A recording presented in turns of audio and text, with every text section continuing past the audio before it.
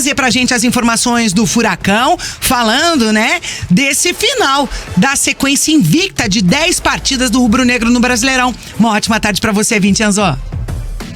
Boa tarde, TT. Muito boa tarde aí aos amigos da bancada. Boa tarde especial ao ouvinte que nos acompanha aí, tanto pelo rádio quanto pelo YouTube. Pois é, o Atlético teve essa sequência invicta encerrada no Clássico Atletiba e se reapresenta nesta manhã aí. Vai ter 5 treinos até a partida contra o Bragantino no próximo domingo, lá na Arena da Baixada. Por aqui não vai ter o Thiago Heleno, que está suspenso, tomou o 3º cartão amarelo no Clássico e também segue sem o Madison e o Vitor Roque, que se recuperam aí de lesões sofridas na partida contra o Internacional. Pode ter o retorno do Christian, será avaliado durante essa semana. Mesmo caso do Bento, o Bento foi avaliaram que poderia jogar e jogou contra o Coritiba no último domingo. O Christian vai ser avaliado, passa por transição, a chance de que seja relacionado para a partida contra o Bragantino no final de semana. O Pablo e o Vitor Bueno voltam de suspensão. O Wesley Carvalho volta a contar com esses 2 jogadores para o setor ofensivo, que fizeram muita falta nesse Clássico Atletiba. O Atlético que pouco conseguiu criar, muito pela falta do Pablo, que seria o substituto natural do Vitor Roque,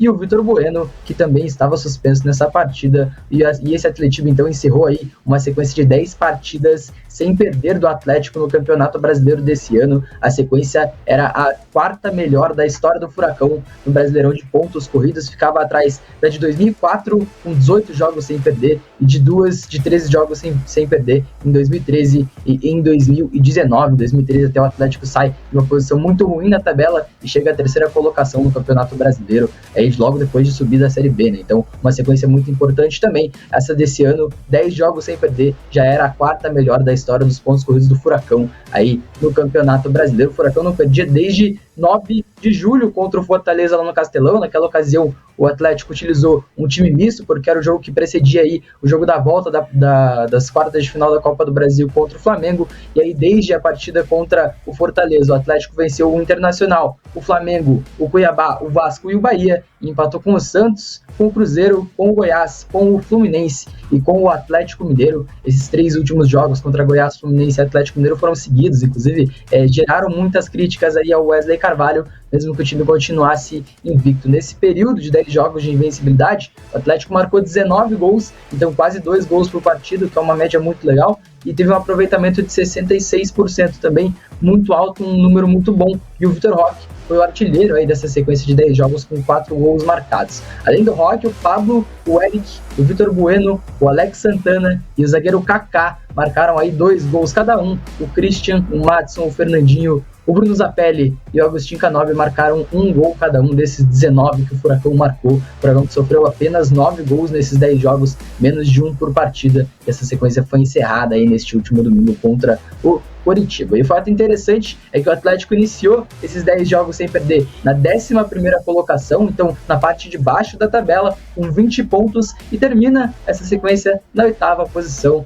também não perto do objetivo que quer, que é o G4 do Campeonato Brasileiro. Ele tem 40 pontos, somou metade dos seus pontos em todo o campeonato em apenas esses 10 jogos, mas mesmo assim não conseguiu se aproximar do seu objetivo. O Atlético, que não esteve em nenhum momento no G4 do Campeonato Brasileiro, não terminou nenhuma dessas 10 rodadas no G4 da competição, que garante vaga direta na Copa Libertadores, que é o objetivo do Atlético. Então, mesmo com a invencibilidade de 10 jogos, o Furacão não conseguiu chegar no seu objetivo em nenhuma rodada, o que é um fato preocupante, né? Então o Furacão vai ter que se recuperar dessa derrota no Clássico, vai tentar mais uma sequência invicta aí nesse Campeonato Brasileiro, mas o que mostra essa sequência aqui, a disputa para a vaga direta na Copa Libertadores é muito difícil nesse Campeonato Brasileiro, né?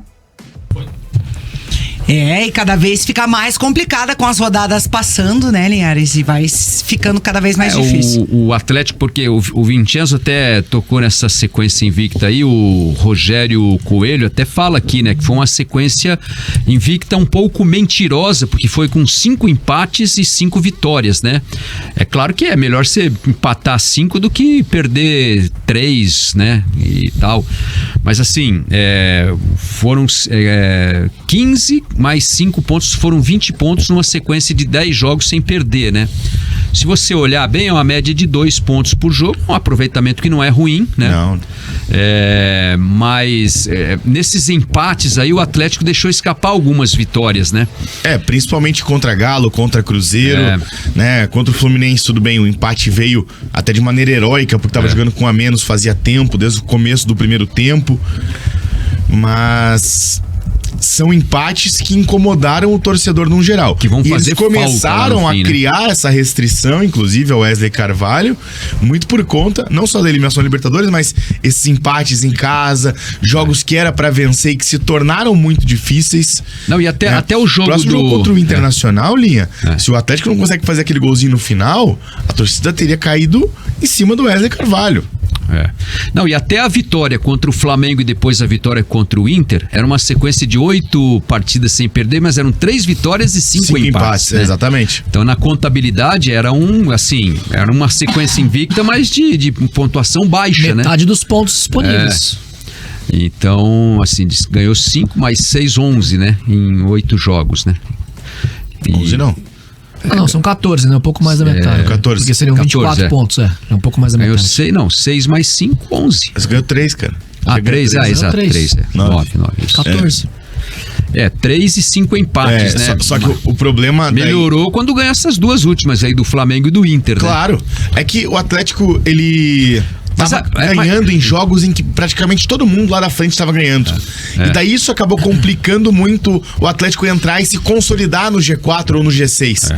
Porque você vê, na rodada que o Atlético perde, não foi tão ruim. Só que o Flamengo ganhou, apesar do Fluminense ter perdido, o Palmeiras ter perdido e o Grêmio ter empatado, o Flamengo ganhou, o Galo ganhou.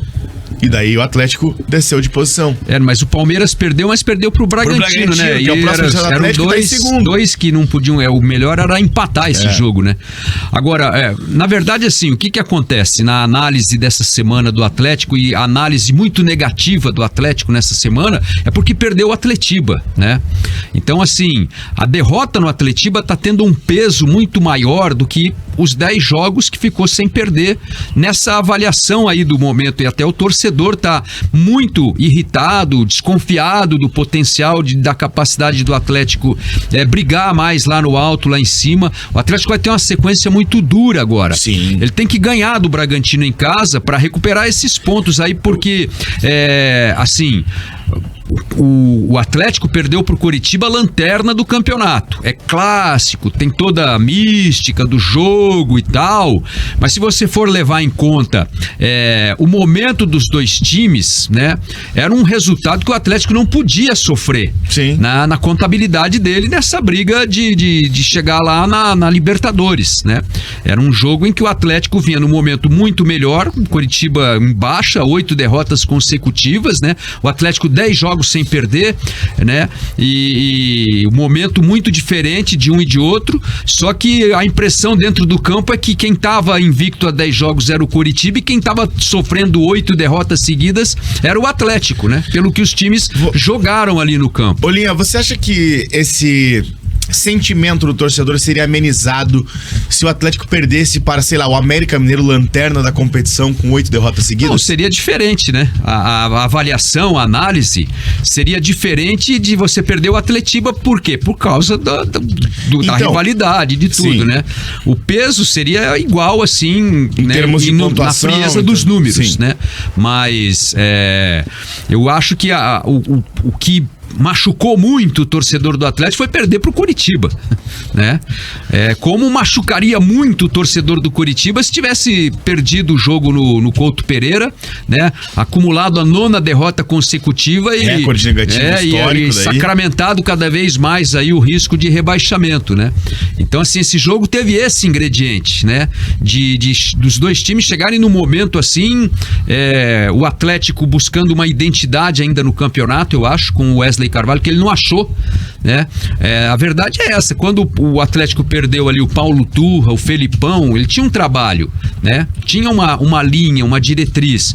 O Wesley entrou e o Wesley pegou o time, decidiu vaga na Libertadores, perdeu, decidiu vaga na Copa do Brasil, perdeu, aí ele vai pro Atletiba que é uma decisão, né? Independente da situação do campeonato e dos times, ele perdeu. Então ele acumulou 3 resultados decepcionantes pro torcedor. São divisores de água essas 3, né? Então, isso aí pesa na hora de você olhar pro Wesley Carvalho com simpatia ou com antipatia. Entende? Então o torcedor do Atlético hoje tá olhando pro Wesley Carvalho com uma certa raiva, né? Porque ele não alcançou esses objetivos, né? Então esquece de avaliar o trabalho todo que ele tá desenvolvendo, né? Que eu acho que não é ruim, como não era o do Paulo Turra, né? O Paulo Turra foi campeão invicto do estadual, o Paulo Turra levou o time ao primeiro lugar no grupo da Libertadores, classificou o time para as quartas de final da Copa do Brasil, né? Ele tinha números expressivos que não justificariam a demissão dele, mas ele foi demitido por um critério da diretoria que não cabe a nós aqui ficar discutindo, né?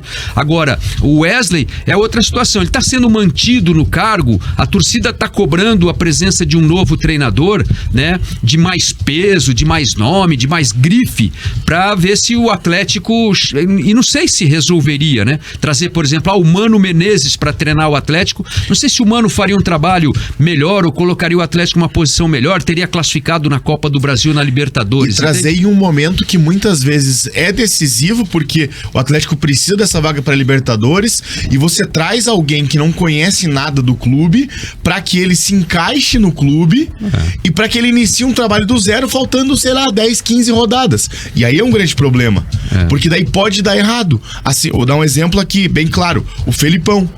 O Felipão ficou quase 10 jogos sem ganhar no Galo. Sim. Hoje ele tá 9 sem perder. Por quê? Porque começou a encaixar. Porque demora um tempo, tem uma transição de treinadores. Pega outro exemplo aí, ó. Bruno Lage. Se olha o Bruno Lage na Premier League no ano passado, né? Na última temporada, olha o trabalho que ele fez lá com um time pequeno na Premier League. Encheu de portugueses lá no time e tal, montou um time, uma estrutura. Arthur Moraes, é você? Né? Não. Perdão. Não, mas ele levou jogadores lá da terra dele que ele conheceu. Não sei se os caras já estavam lá também. E assim, fez um belo trabalho lá. Ele veio pro Botafogo, pegou o melhor time do campeonato, né? Disparado. Olha a situação, ontem ele saiu vaiado, xingado pelo torcedor. Botafogo tá a 4 jogos, 3 derrotas e um empate, né? Empatou em casa com o Goiás, né? Torcedor ontem, eu vi um pedaço do jogo. Então assim, mudou de treinador o Botafogo e não foi por vontade do Botafogo, né? Foi pelas contingências de proposta lá do Luiz Castro e tal, né? Mas a tendência que eu acho é o seguinte: daqui a pouco o Bruno Lage vai ser demitido no Botafogo. Opinião aqui do atleticano Rogério Coelho, eu acho que é justamente esse o pensamento da torcida atleticana. O Rogério Coelho fala aqui o seguinte: perder o Atletiba não seria um problema se o Atlético não tivesse empatado e desperdiçado os pontos que o Atlético desperdiçou. Ele diz aqui, o empate com o Goiás foi ridículo.